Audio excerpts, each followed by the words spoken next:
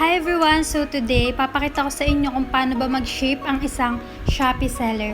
So first, open natin yung app. Then ayan, dito sa shop natin, makikita natin yung to ship. So i-click natin yon.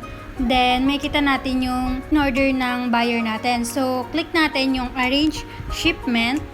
Yan, tapos either drop off or pick up po yung gagawin natin. So, mas okay kasi yung pick up para si courier na yung pupunta sa location ni seller. Andyan yung address, then yung pick up date. So, kayo na bahala kung kailan yung pick up date. Ayan, confirm natin yan.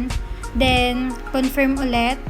Then, after nyan, makikita na natin yung waybill. So, makikita natin dito yung print waybill. Click natin yan.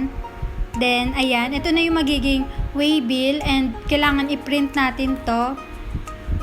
Ayan, so, ito na yung didikit natin sa parcel.